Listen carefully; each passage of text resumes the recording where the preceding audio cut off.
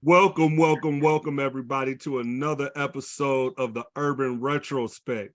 We got a good show today. We got on another TSU alum. Before we Yep. get to him, real quick, I want the fellas introduce yourselves real quick. Big G, tell them about you. Greg Jones. I went to a real black college down in Frankfort, Kentucky. It's called Kentucky State University. I don't know if you heard of it, but I haven't. we've been around for a long It's blackish. It's not black. It's blackish. All right. Yeah. Hey, what's up? I'm your boy 3, you know what I mean? Went down to TSU. Frankfurt is up, but they don't teach geography in Kentucky. So College Park. Hey, Go Dogs. it's your boy Simply P back in the building in Panama City, representing Tennessee State University by way of Brownsville, Tennessee. Bye.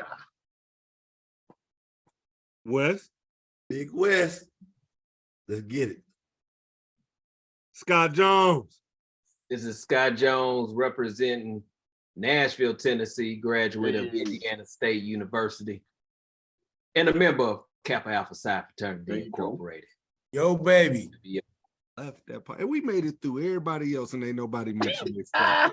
Oh, You know the Cappies. man. Hey, tell them about yourself, kid. Tell them who you are, kid. Man. And finally, man, I'm Ken Cloud out of Cleveland, Ohio, also a graduate of the illustrious Tennessee State University. And I don't need to throw my other stuff up, man, you know what I'm saying, to make me feel good. The rest of these guys just felt a little bit lower by my presence. So, before we get actually into the interview, Scott Jones, tell them where they can find us. Well, right here where you are, YouTube, and if you like what you're watching, please hit the like and that subscribe button so you can watch future shows. Check us out on Instagram, Facebook, as well as TikTok at the Urban Retrospect. We're also on Twitter at Retrospect1619. If you want us to review your product, highlight your product, have any questions, shoot us an email at theurbanretrospect@gmail.com. And lastly, if you want to catch everything, go to theurbanretrospect.com. Let's go. Man, there we go.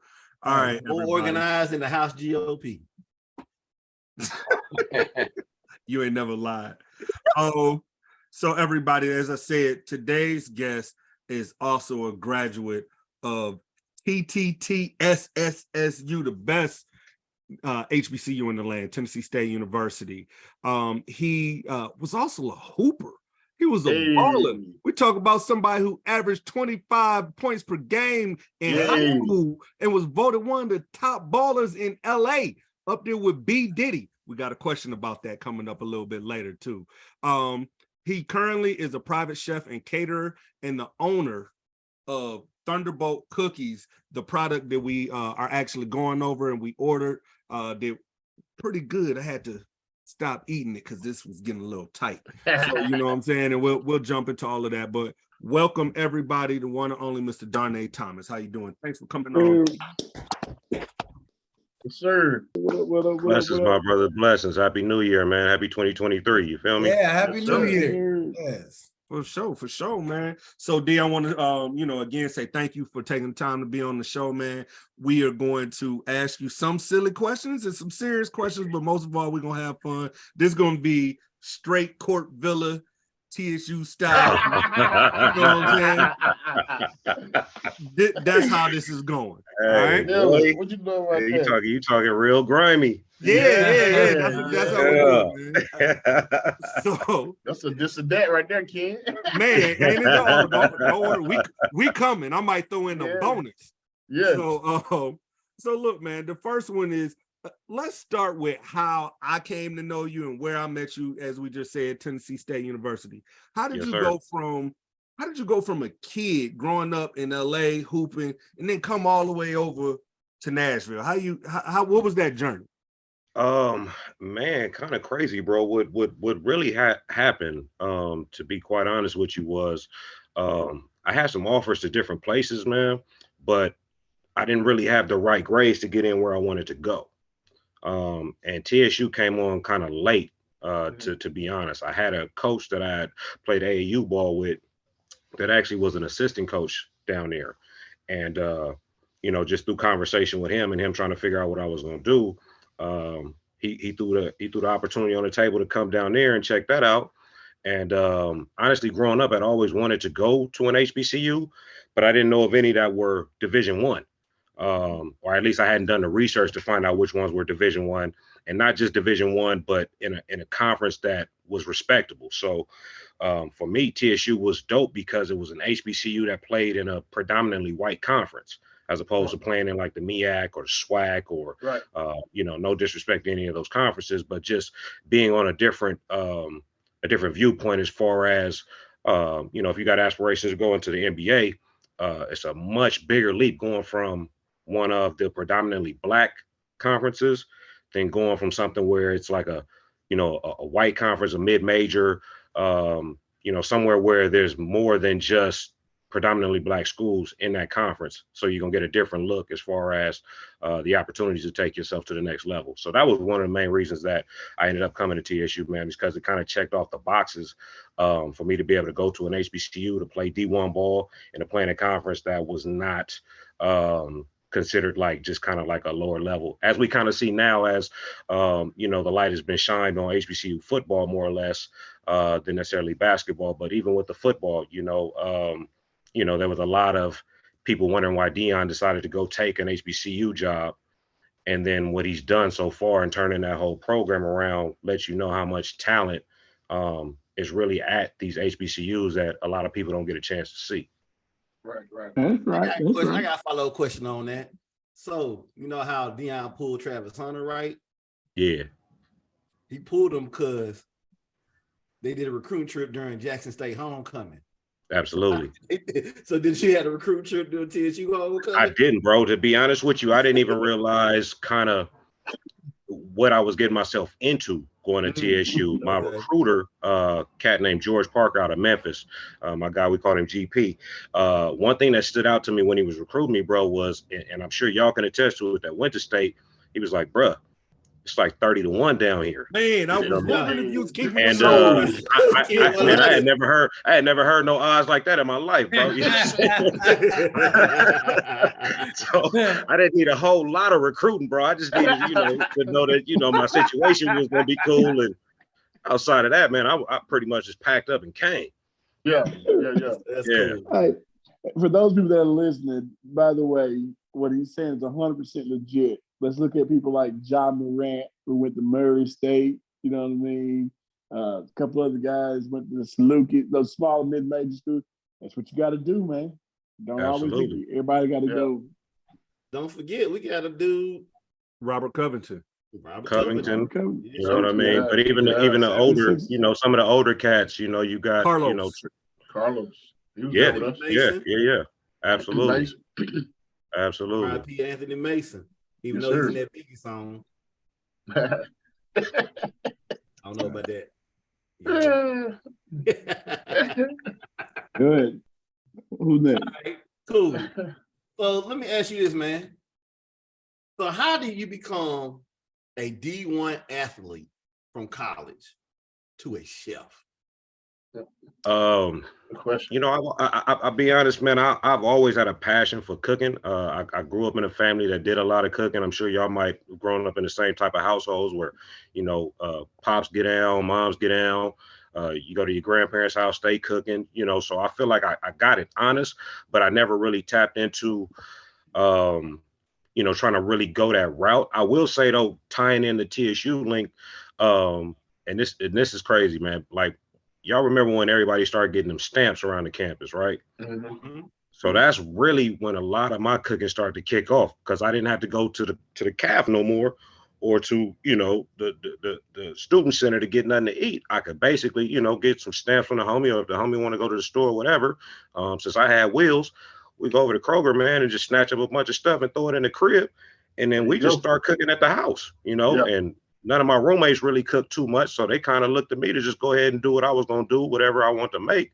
And you know, it kind of started from making, you know, bags of voila, bro, and just throwing some garlic bread with it and feeling like that was a a 4-star dinner compared to Denny's.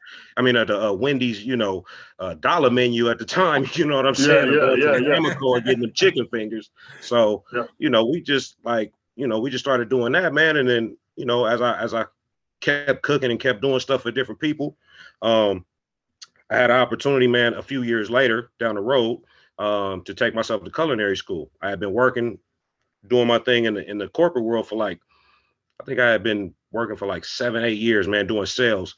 And I think it was 2009, 2010, I got laid off through that little bubble with everybody else where they was downsizing all the companies and all that. And so they gave me severance pay for 6 months.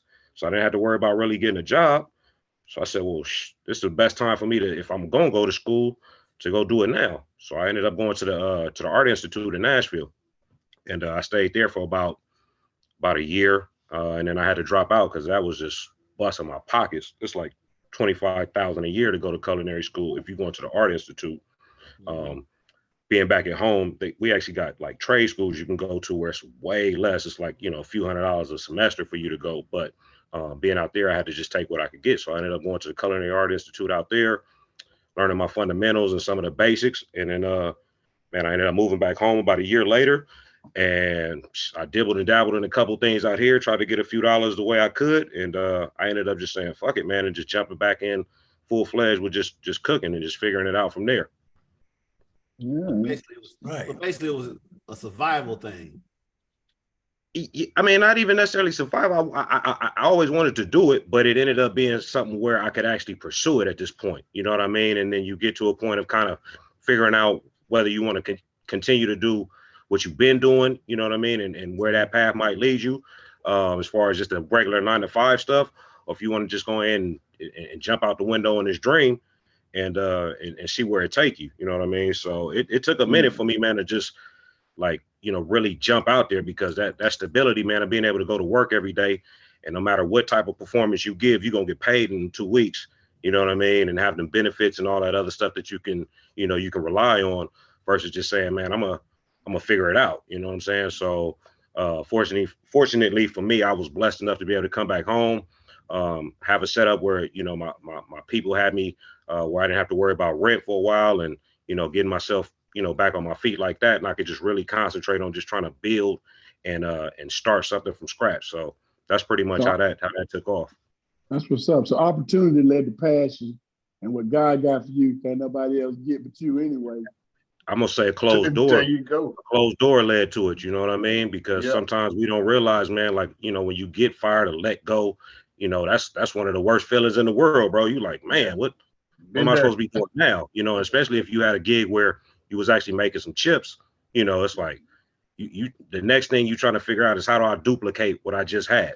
And a lot of times that's not, really easy to do. So for me, it was an opportunity to say, all right, well, we've been able to kind of put a little nest egg up. How we gonna make this time work now? And that's what happened with that. So you crushed my question. I was gonna say, how long you been chefing? So I guess since 2009, pretty much, off and on.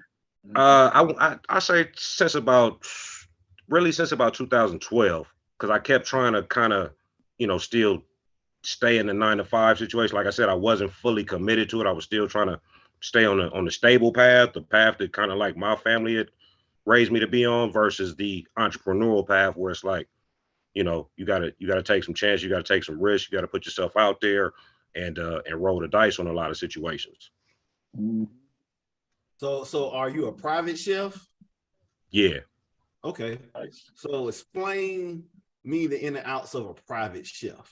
Oh man, the in and outs of a private chef, man, is pretty much somebody that is you don't honestly, I was gonna say either formally or not formally trained, because there's a lot of cats out here, man, that's not formally trained, but they really do their thing. They've been, in restaurants for a number of years, started out young, et cetera, et cetera. But honestly, it's just you providing services, man, directly to the people. You don't work in a restaurant per se. Nobody can necessarily pull up on you and grab something to eat. But you're available, especially in the space that we have now, where you got social media to do your marketing. You got people that do parties, that do events, connecting and building networks with them, so that when they have, different things, you know, and they need food catered, that your name is one of the first things that comes up on the list. And just pretty much, man, providing any food services that you can until you build yourself up to the point where you can start putting the business together the way you actually want to operate versus the way you have to operate, which is sometimes, you know, the difference from the startup to where you are 4 or 5 years later. You know what I mean? I know when I first started, I was doing any and everything, man. So if that was a birthday party, a kid's party, a bar mitzvah, it didn't matter. You know what I'm saying? If food was needed, I was trying to be the person that they called. You know what I mean? And that's still true today, but I have a little bit more, I got a little bit more selectiveness now in the things that I do and the jobs that I take and the events that I work, you know. So that's just coming from, you know, basically, like I said, doing a family get together to now being able to do, you know, entertainer parties, you know. So it's been that type of start from nothing to what I have developed at this point now. All right. Lahain, you better not turn that money down. Hey man, you be surprised though. You be surprised though, man. Like they said, all money ain't good money. Yeah. You know, and you also got to be conscious of the fact that, you know, as a private chef, man, you count on a lot of other people, to be honest with you, to pull off certain things. You know, I'm only one person, so it's only so much that I can do by myself. So you have to have a team with you that's capable of keeping up with what you do and hopefully making you better at what you do, so that you can take on, you know, different things of that type of nature, bigger size gigs and, you know, things like that. So, you know, it's more than just necessarily going and cooking in someone's home, but at the same time, that's kind of the nuts and bolts of it, man. That's pretty much what a private chef does.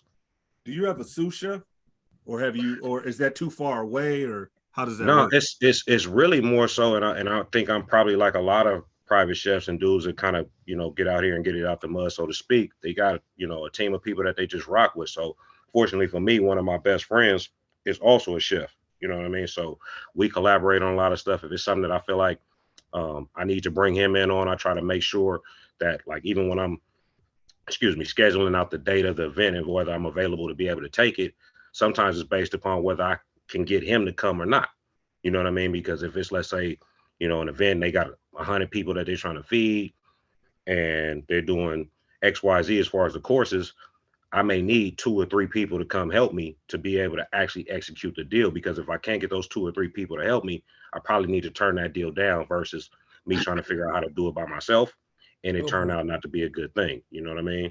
So I'd rather turn down money sometimes than necessarily take it if I know logistically I can't pull it off. So I assume your sales background kind of comes in handy when you was talking about like the marketing, or how to approach people to kind of get your clients and stuff like that. Absolutely, man, because being a personal chef, the first thing is being personal. You know what I mean? And the food, all of that does come into play as far as a big piece of it, but it's being able to just be personable with people, man. People gravitate to you first and then your product second. You know what I mean? And that's just really how I look at it. And that comes from my sales background. I feel like in sales, people buy from people they like, you know? And so your introduction, how you come across to that person you're trying to sell to, is a lot more important to me initially than what it is you're trying to sell to them. The boy used that line, so I just want y'all to know, because that just came out way too easy. It just came out. Nobody. That kind of leads me into my question. Well, I guess twofold. Number one, you were talking about, you know, larger size events. Yeah. Now, what would you say when it comes to catering? What would be the largest catering event that you've done? To date, about 150 people. Yeah. Oh, yeah. What was But on I'll the be menu? honest with you, man. I do events all the time. There's roughly 40 to 50 people at an event, you know, and that's the beauty of kind of the lane that I'm in. A lot of people be like, "Are you gonna open up a restaurant? Do you want to, you know, start your own thing?" And I mean, maybe at some point I might, but to be honest with you, this the bag lane, man. If you can build up your catering business, Yes, you sir. got clients on a consistent, the amount of things that they have is consisted of a lot of people generally. So if you charging per person, you're gonna come out way better on that end than you are if you charging, you know, per plate type situation. It's less. You don't have to pay for a brick and mortar. Absolutely, overhead, Overhead, all that right. good stuff, and it's changed though. You know, you got what they call ghost kitchens now, which are Yeah. really popular. Excuse me, those are a lot less expensive. Allow you to do multiple businesses out of one kitchen. You know, Right. so if you go on Uber Eats or you go on DoorDash, any of that stuff, you might see restaurants on there that you've never heard of, and a lot of times that's a private chef. That's an individual that's got a ghost kitchen or sharing a commercial kitchen with someone, and they've started multiple businesses out of that kitchen that you look at and think are different restaurants, but it's actually the same person just selling different items. Mhm. Hey D, what was on that menu for the 150 people? Oh yeah. I mean, I've had various menus for those, but I mean, they go from, you know, lamb chops, steaks, lobster tails, Nice. you know, to folks that just are, you know, down home folks that just want barbecue, you know, ribs, barbecue chicken, you know, mac and Chitlins? cheese. We're not really, I haven't had that offer yet, and I'm probably gonna turn it down as soon as they ask. You said down home, folks. I'm just wanting to make sure. Hey, So, that's way down home. You know what I mean? They're not gonna say chitlins out in California. That's the wrong LA. You talk about Low Alabama. Yeah.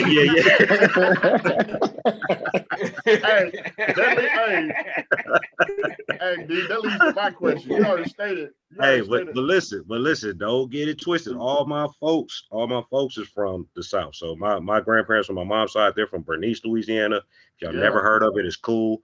If you have, much love, because nobody knows where that is but people that are from there. But my grandmother on my pop side, she's from Tulsa, Oklahoma. So, you know, I got nothing but Southern roots really that I come from, which is honestly that's reflected in my cooking as well. So when people do ask me for soul food or for Sunday dinner type stuff, they're shocked by what they get because they're not expecting that to come from me. Even though I'm a brother, me being a younger brother and being more from the modern era of cooking, they don't expect me to get down the way that I get down. Exactly. But that's where all of that stuff comes from. So all the other things that I do is sort of the stuff that I learned from being able to go to school and actually figure out, you know, actually what I was doing and the techniques and the verbiage and, you know, all the classical things that you learn in school that you don't really get taught when you're just watching grandma do what she do.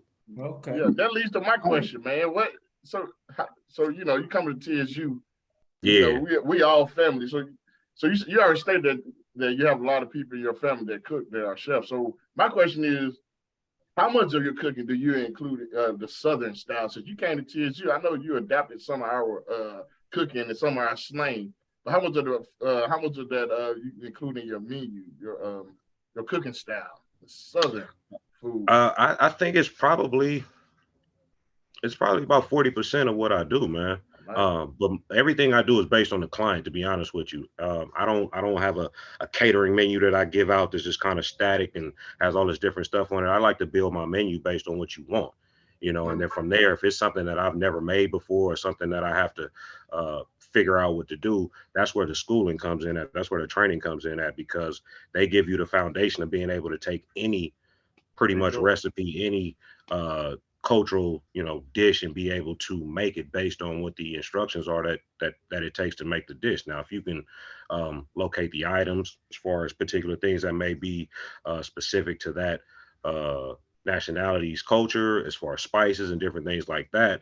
But if not, you know, you do what you can to recreate that in your own way. Most chefs, man, if you ask them, the best thing about what they do is being able to take something that everybody is used to and putting their own spin on it. Oh yeah, like a bartender.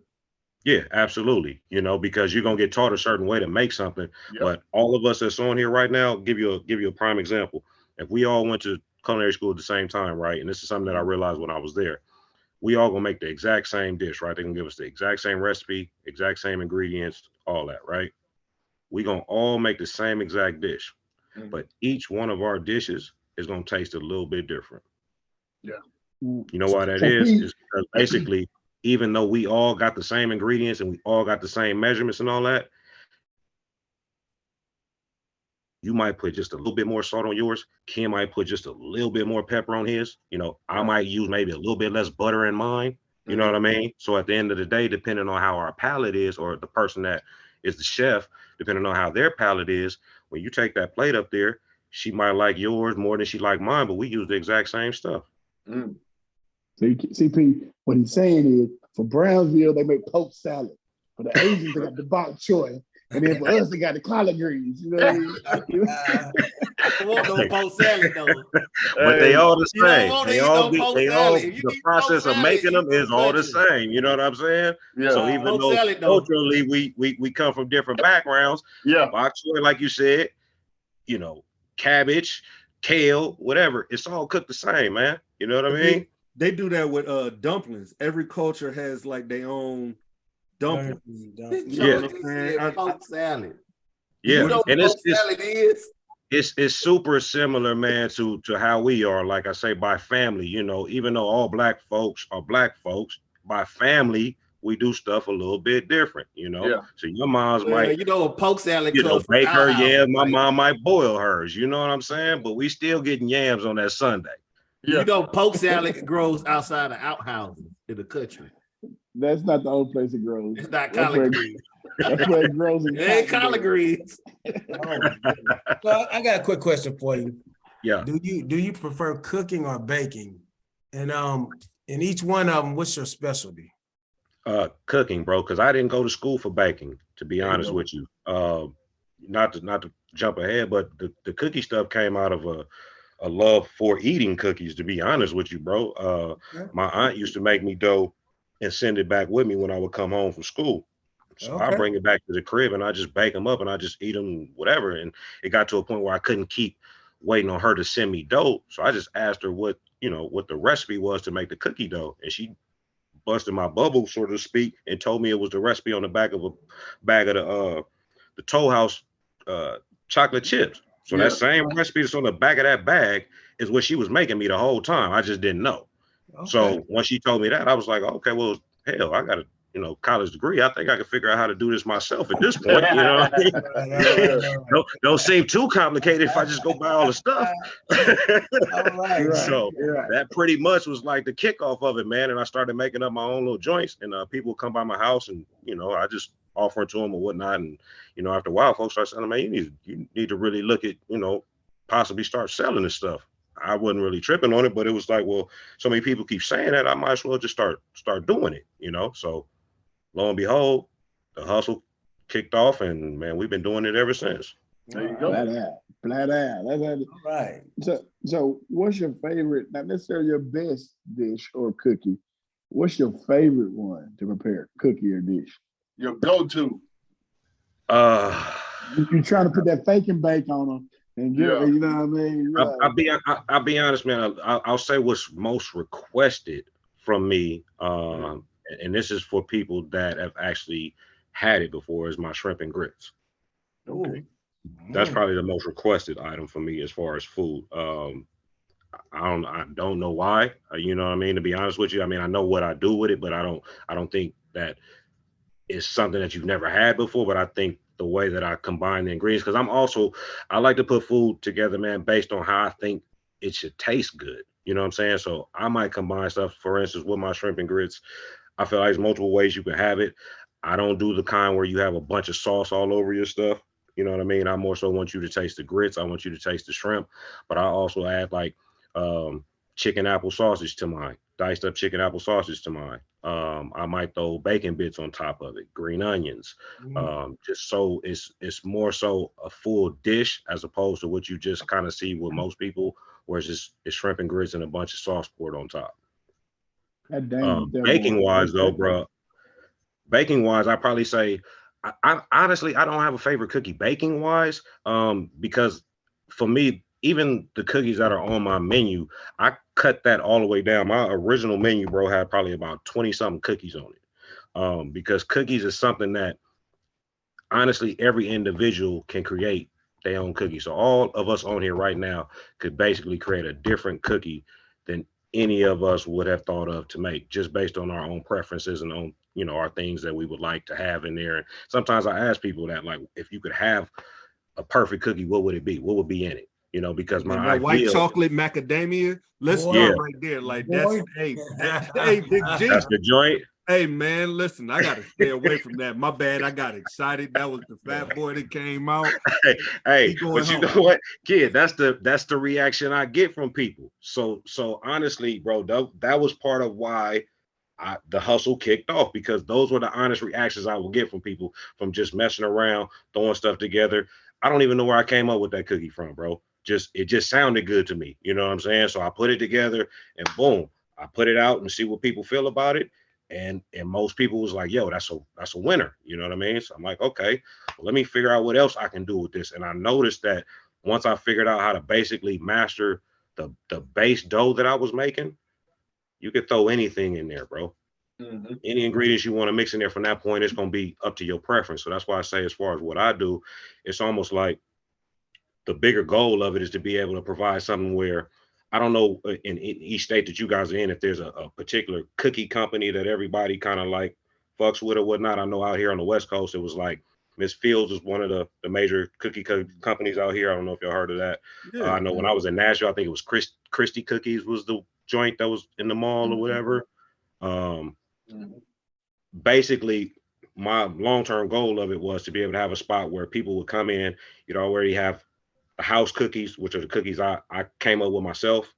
You'd have cookies you can create on your own, like I said, by basically taking the base dough and then throwing whatever ingredients you want to put in there. Or you'd have the ability to create the dough yourself, throw whatever you want in there, and then take it home and bake it. Kind of like the little pizza spot that we used to have out there where you come make it yourself and then take it home and bake it. So that was a long-term idea of the whole cookie business in itself. Scott Jones, we snatching that. This is on The Urban Retrospect. We on the rights to everything said on the show. That's us right there. You know what I mean? Let's get that up. We're gonna get a little ghost kitchen, the cookie company, The Urban Retrospect. Man, I'll me hungry. take that a step further, because the question that I had was in regards to if you had any goals of opening up a restaurant, but you already answered that by saying you really need to, considering what you're doing. But with what you're saying with this dough, I'm gonna ask you if you could send me some dough, and then I'll cook it here. No, facts, though, bro. That's the play, man. That I haven't figured it out yet. Where the opportunity is. Yeah. And we saying it right here on the Urban Retrospect. Yeah, that's the only thing. That's the only thing I ain't figured out yet, bro, is how to ship it and make it cost effective for the person on the other end that's buying it.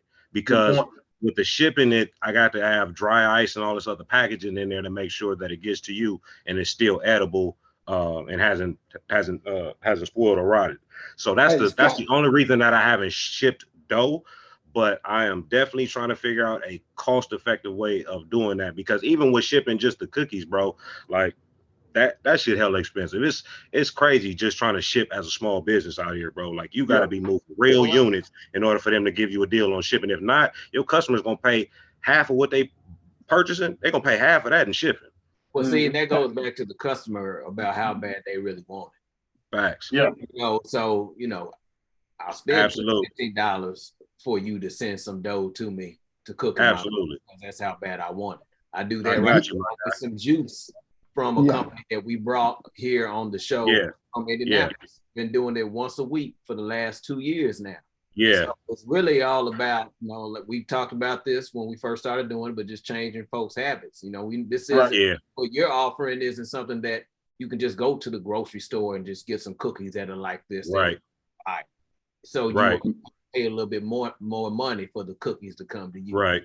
So what I was saying with that dough, an idea, because I get tired of always buying the same items from folks when it comes to these fundraisers. And I'm always like, who are the people that makes this product that we are purchasing for these fundraisers? Yeah. Well, an opportunity would be doing fundraisers with your dough. They could purchase the dough, and you get schools, what have you, organizations, and you make the dough in bulk and send it out. Absolutely. We can talk about it. We can talk about it. Get them Neapolitan buckets. You know what I mean? Hey, no, listen, bro. Especially when it was COVID, man, and it was a lot more downtime. Like I looked into a lot of stuff. I had mocked up some different cups. You know, I reached out to a couple companies about their different products as far as the types of cups that I could use to ship dough in. So I basically been trying to put all those pieces together, man, and figure it out, especially on that uh kind of like, you know, fundraising tip, because that's an easy market. But at the same time, that's a market where like I was talking to y'all earlier about logistics, that's where I would basically figure out how to have a pack out company do that work, as opposed to me trying to create dough for a school that got, you know, 3,000 kids is buying this for a fundraiser or whatnot. But it would have, those are the good problems to have to figure out. You know what I'm saying? I You just sure want would. those You sure opportunities would. to say, okay, y'all want me to do that? All right, cool. I'll get that done, and then let me figure it out on the back end. Like, okay, well, let's figure out how we're gonna be able to get all this worked out and we'll whatever, spend the money, get it all knocked out so that the execution of it looks like, you know, it's supposed to look. So that's kind of where we at now, man, is just trying to figure out different ways of leveraging other resources versus sort of the grind that I've been doing, where it's because that's pretty much the beauty of the product. Everything that you getting, I made. You know what I'm saying? From the cookie dough to the cookies to the packaging, all of that. That's all me, bro. Like ain't nobody else touched your box but me. You know what I'm saying? But I have to get to a point where that's no longer the case. You know what I'm saying? Where I oversee what's going on, but that there's a different mechanism that's handling all that and getting all that done for me. Before you say that, three, because I know you will talk I'm about. ready to eat this cookie, man. Let's eat this cookie. Whoa! Wait. Because I didn't get to say this earlier. So if you a slogan, and you got to hear again from Urban Retrospect, bring in LA to LA, because you mentioned you from the South, Louisiana. Yes, sir. So they get some of that Louisiana down home cooking. I wanted to say this earlier, but you jumped in, P. But bringing LA to LA. And then the other thing is, have you ever thought about doing catering for pharmaceutical representatives? That's actually what I do. I'm in medical sales. Okay. But even pharmaceutical sales. So if you ever have like doctor's offices that you want to provide lunches for, breakfast for, I know you are in LA. I do have a couple good friends and ex-colleagues that are over there in that area that I could absolutely love that, bro. Absolutely. That's what it's all about right there. So we'll absolutely, bro. But let's talk about these cookies, though. Yeah, man. Let's get into it, man. Let's get into it. I need to know. I know Ken liked the well, that was called Amazing Crazy. And that was another thing I tried to come up with some, you know, some cool names for the stuff. And I realized still I gotta market that a lot better, because folks still don't even use the names. They just tell me what was in the cookie, and that's what they want me to send to them. That's black people for you right there, dog. Yeah, I already know, bro. Hey, you see that new Denzel movie? Hey, they don't care what that menu say. They just gonna tell me what they thought was in the cookie and send me some more of those. Hey, Pete, did you watch that? Tommy? Putting together the menu, bro. Like, did you watch that Tommy on Sunday?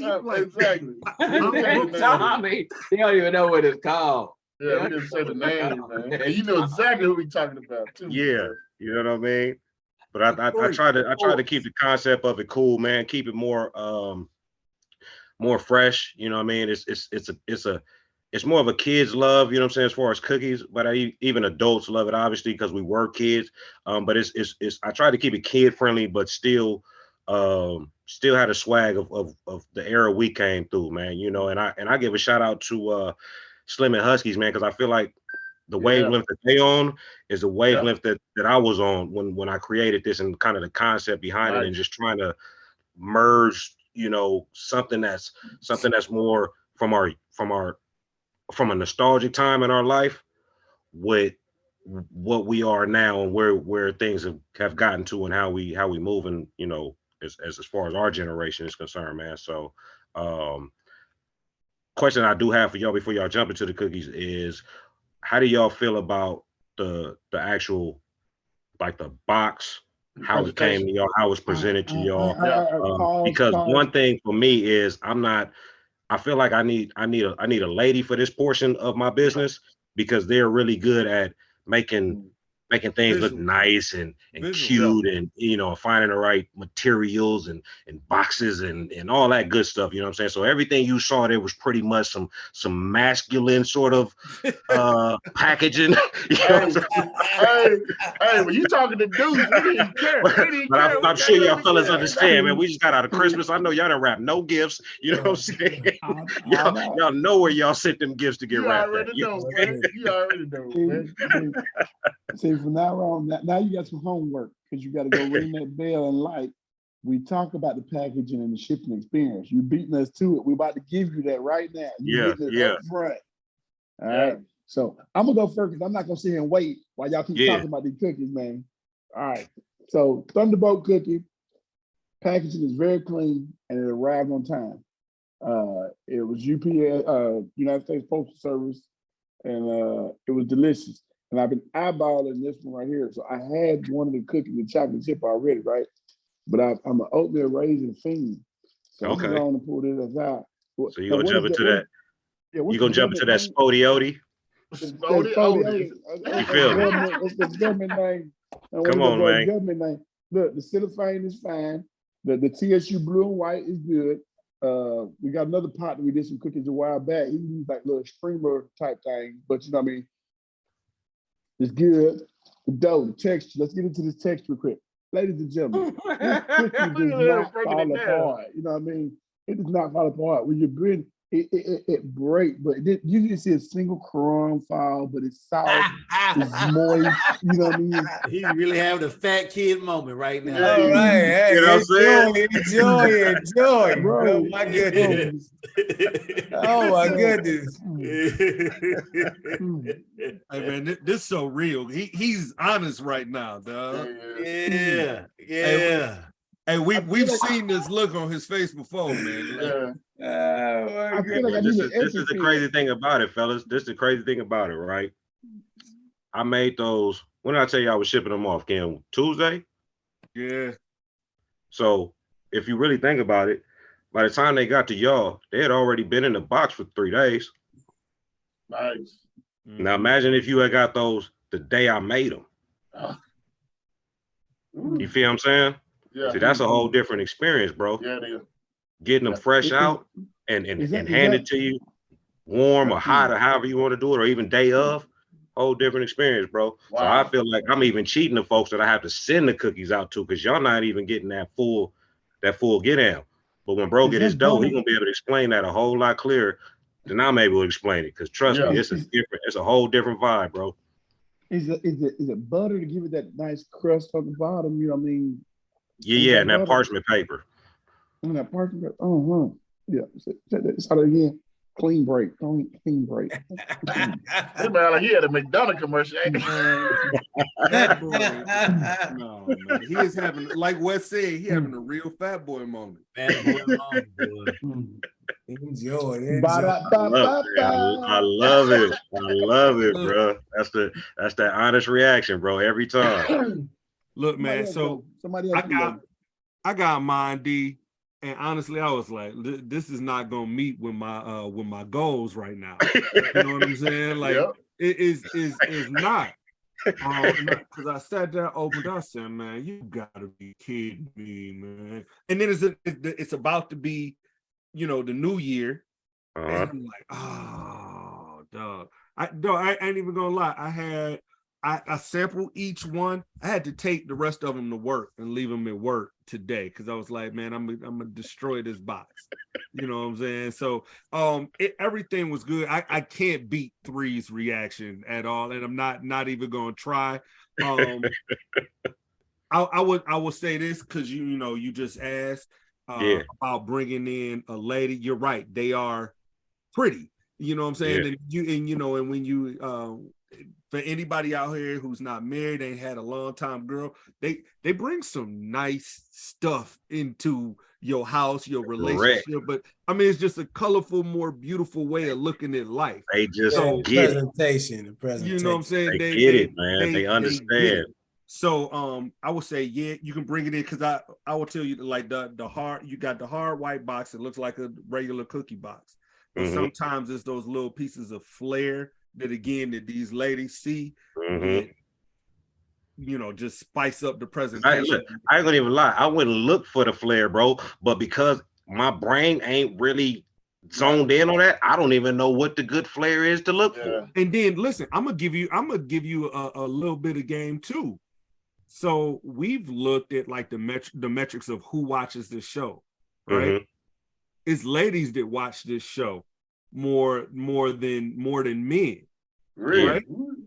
They have a different way, they got a different level of understanding than a lot of us do, or I would say I take it back, they take the time. Mm-hmm. They take the time when we don't. So yeah, I would say bring somebody in to collaborate with on that. Yeah, facts. I feel like honestly, it's in a DNA code, man. Like we just if we do it, you're gonna go to Party City.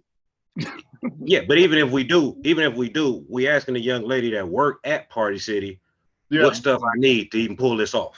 There you go. Because our brain don't automatically just go to design and color scheme and like Ken said, the bells and whistles that you can add on there to make it look a little bit more jazzier or festive or whatever.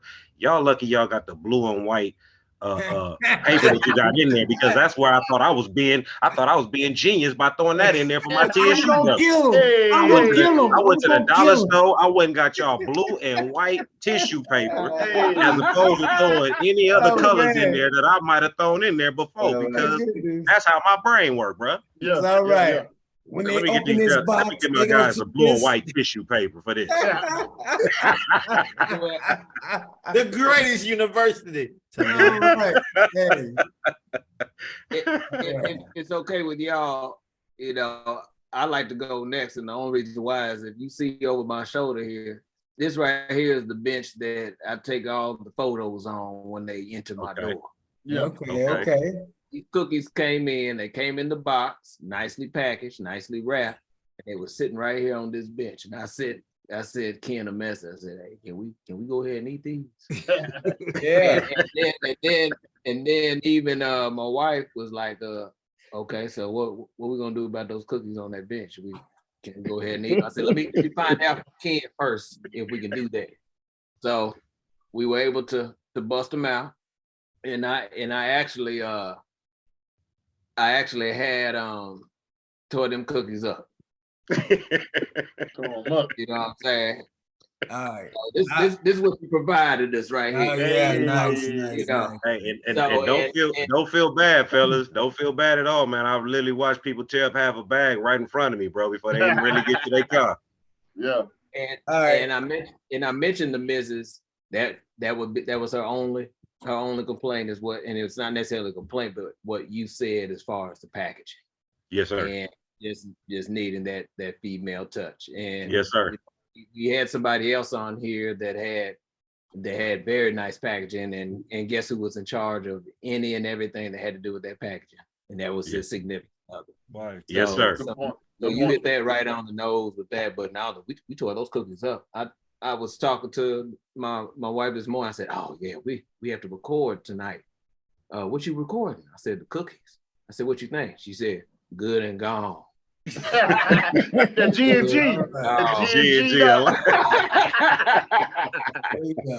So yeah, they came right on time, and we're a fan of them. And if there was anything that that small thing would just be the appearance. Absolutely, much respected. All right, let me go next. So I drove to Cincinnati to pick mine up. Like a fat boy. You gotta So get his fix. I had one of my friends come in town. This was New Year's Eve, and I got the cookies and I put them in the fridge. And I would go in there and take one and eat it. And we got back that night, and I brought a burger back, and he was like, he didn't get no food, and he was like, "What's in that white box?" I was like, "What? What's in it?" He said, "What's in that white box? I saw you eating out of it earlier." I was like, "Oh." That boy was sneaking cookies. So I threw him a couple of them. I was mad about it. I was like, ain't going to the new year like this. And so I threw him a couple, man. He mashed some things. But this is what I had to do. I had some treats in my refrigerator, some adult treats, and I kind of mixed them in with him. That way he wouldn't mess with them. So I was like, he's like, man, what are those cookies like, you know, happy cookies? He thought it was he thought he had an Eddie, huh? Yeah. So I was like, nah, I wouldn't do you like Thought he that. had a box of that Eddie Murphy. Hey, Yeah. so, hey, packaging was good. I thought the packaging was cool, you know what I'm saying? But you know, I'm hearing from everybody else. I'm like, yeah, we did get another, we had another cookie guy on here, and he did have a little bit better packaging, but the cookies were, what I enjoyed about them, they wasn't too sweet. They were just right. They were just right. So I enjoyed that. Yeah, I enjoyed it. And then they were fresh and soft. And like 3 did, he demonstrated. I didn't demonstrate nothing like that. I was killing it. I was killing it. So, 2 bites. You know, I actually went on to try to order some because I was gonna order some. And my PayPal wouldn't allow me to. I had an old PayPal. We'll talk about this later, but I tried to order some more last night, you know, and we'll talk about this. Go ahead and discuss it here so we can have an outtake on you. Yeah, Because we all know that's what was about to come. It's about to end up in the bloopers reel at the end of the episode. I didn't get on enough blooper reels of Hey, did y'all see that boy pause real quick? Like, nah, I know where this goes. You know you done messed up, right? Oh my goodness. Oh, let me go ahead and go. So the cookies came right on time because you know the boy done gained some weight lately. So my New Year resolution is to lose some weight.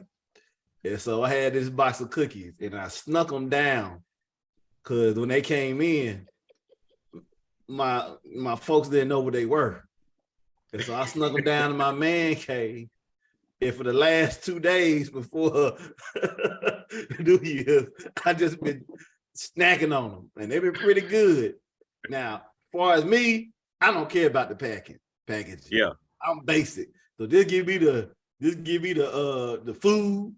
If they good. I'm good. As long as I can, drink them with a bourbon or something sweet to compliment it. Watch some football. Yeah, praying that Georgia loses. Had to eat that cookie.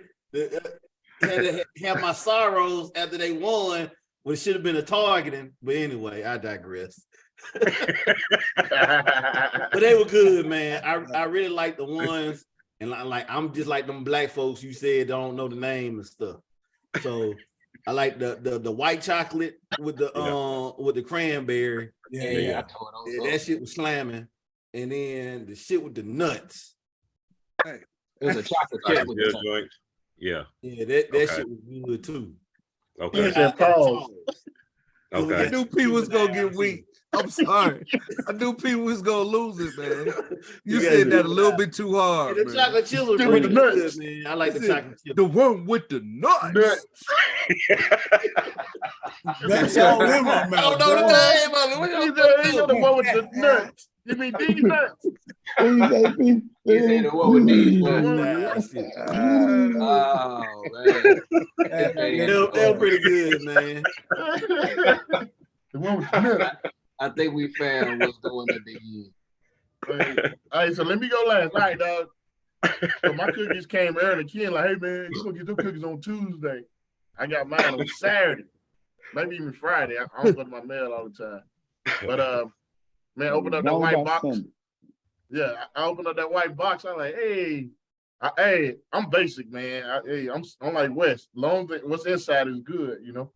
So just like Ken and West, man, we trying to eat right to start the year off right. So I was doing one cookie. I was doing one cookie a day. I got three in 3 days, and I enjoyed the cookies, man. So the fellas know I take my cookies outside of the house because I'm the only one in Panama City. So I take it to a bar and whatever and hand them out. So I'm in the bowling league. So I took it to the bowling alley and gave it to my fellow white bowlers. Told them what I do, you know, this is black company in LA. Let them try the cookies. They love your cookies, bro. They really enjoyed your cookies. I Even appreciate got an that. extra drink from the bartender for your cookies. Dog. Oh, good job. Hey, Hey, the use gift it, keeps dog. on giving. Off of cookies, bro. Hey, what the old people say? Let them use you. Let them use you.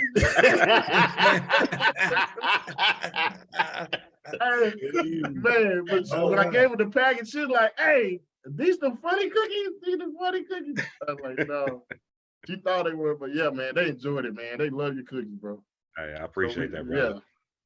So yeah, fist up for me, bro. Right. I do have a question offline though. Okay.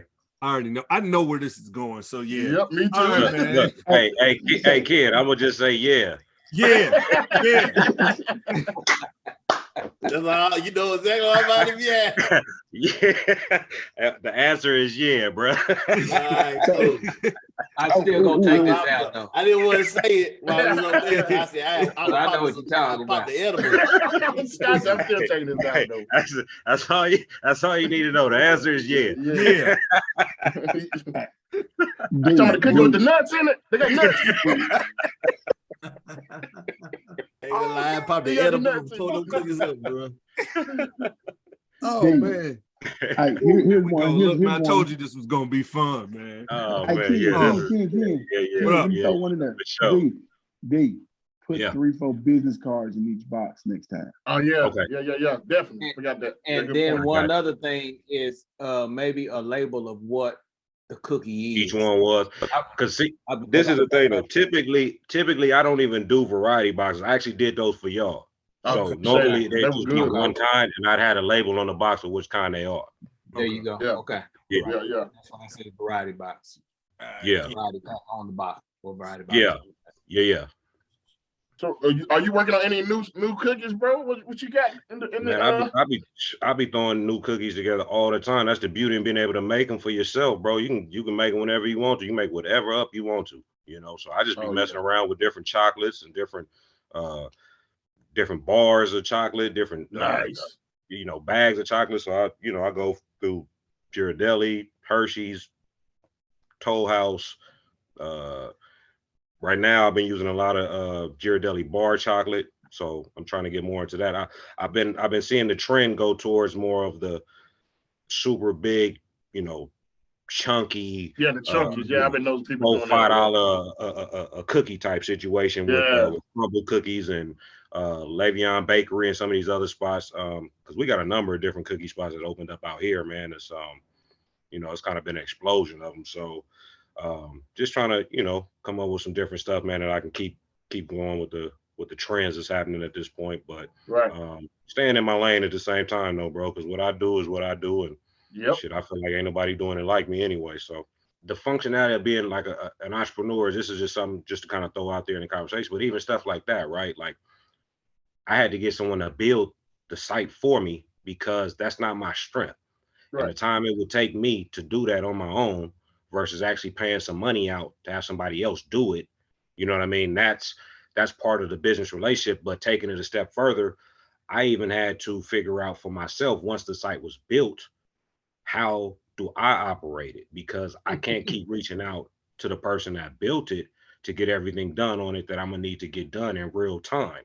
You know what I mean? So you just even bringing up the fact of throwing this on the website, the fact that I even know how I can do that, you know what I'm saying, is just part of the growth.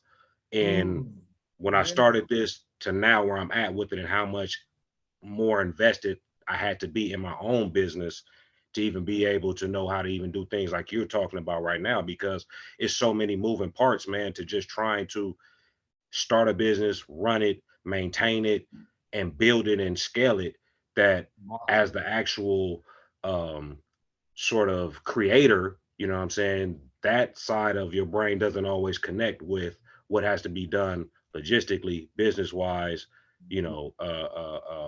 technical wise, just creating different things that you can use to be able to keep your business moving in the right direction without having to count on so many people to do it for you.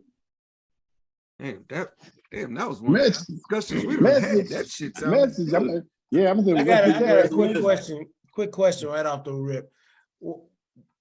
When did you come up? How'd you come up with the name Thunderbolt?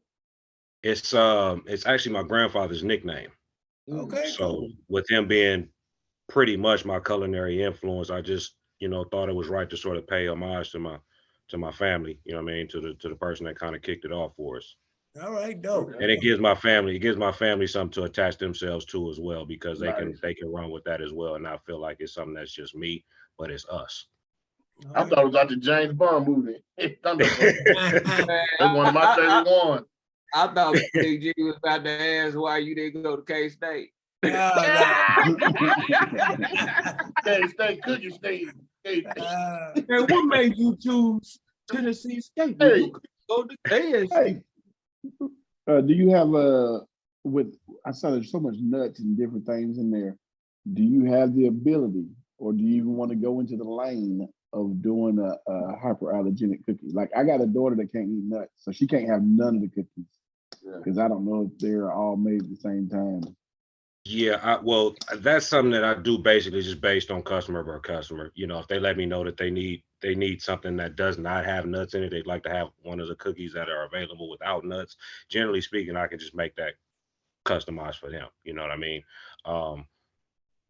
I don't have any way of kind of knowing that ahead of time, but that is something that I'll probably put on the website to make a disclaimer of if that is, if they are allergic to nuts, any type of nuts, anything like that, or any allergies, period, to put it in the notes before they actually make the order.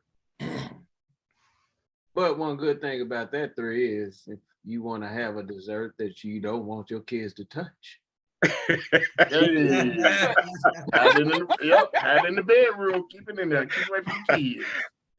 But 3, I do just plain chocolate chip joints too. So that's for the people. That was one of the switches for the people that don't eat nuts, because a lot of the stuff that I came out when I first started was just things that I was trying to do that was different than everybody else that kind of was on the market at that time. So I knew the standard chocolate chip. I was trying to go away from that, you know what I mean? Because everybody does that. So I was trying to do stuff that I could think of that nobody else is really doing. But then it got to a point where some of the people not only had nut allergies, but they just like regular, just basic ass chocolate chip cookies. So I had to be able to, to have that available for them as well. But I mean, I've done vegan cookies before, man. I've done gluten-free. I just try to stick to what I do well. Right. Because a lot of that other stuff, man, it takes so much out of what kind of, for me, the essence of eating a treat is. It's supposed to be a treat. It's supposed to go against necessarily, not the things you're supposed to be eating all the time, but that's what makes it, good at that time. So I try to stay in that lane with it, even though out here, man, there's so many folks that are on that, from paleo to vegan to, totally plant-based or whatever. And they can tell you that them cookies taste good if they want to, but them cookies do not taste the same as when you got butter, sugar, chocolate. You know what I'm talking about? Like, they don't, bro. And there ain't no replacing that. Ain't no getting around that. We interviewed a young lady that did the whole Pink Bakery. Have you heard of Nubian Simmons Pink Bakery? Nah. Yeah, So she went Nub to went to TSU TSU. also. Okay. Yeah. She Much got younger old than- vegan She brain. vegan? We had her on the show. She vegan? Yeah. Look up Pink Bakery whenever you get a Okay. chance. She probably makes some phenomenal stuff. You know what I mean? Oh, yeah, Not to she say make good that stuff. the vegan Well- desserts are not good, but if you eat a vegan cookie in comparison to a regular cookie, it ain't close. Make their own mix. You can't duplicate butter, dog. It ain't close, bro. It can Can't work. duplicate butter, You know what I'm saying? dog. Don't get me wrong. It can work. It can be serviceable. It could be good. You could be like, oh, okay, well, I didn't know I could actually enjoy a vegan cookie. But I can promise you, it ain't going to give you the same sensation or satiation. You know what I'm saying? Look that word up, fella. Satiation. As it is. You getting that butter and that sugar. You know what I'm talking about? That's just, you know what I mean? It's the truth, right? That's your clip right there. That's the clip right there, kid. Yeah, you're right. That is. You ever try to use honey in the dough? Yeah, Yeah, I do. Yeah, people use I that. actually do. I used to use it as a replacement for the sugar. Mhm. Like a That's guy. what It I was works. thinking.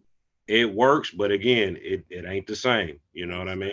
Right, I had a boxer that used to buy cookies from me, and he couldn't have all the sugar and stuff in it, but he loved the cookies. So for him, I started doing the honey replacement, and it worked for him. You know what I'm saying, for what he was trying to do. But I'm positive it wasn't what. Okay, Yeah, yeah. it's different. It's I mean, different. Man, because you know that's a it lot. was one of those things where it's gonna get you through. But if you had your choice, that wouldn't be your choice. Yeah. Kind of like zero alcohol beer. Yeah, you know what I'm saying? If your thing is just the act of drinking, you know, then that might work for you. But if you actually trying to get a buzz, then obviously you know that ain't gonna do it. Right. Nah, bro, you can't So, drink alcoholic beer. all right.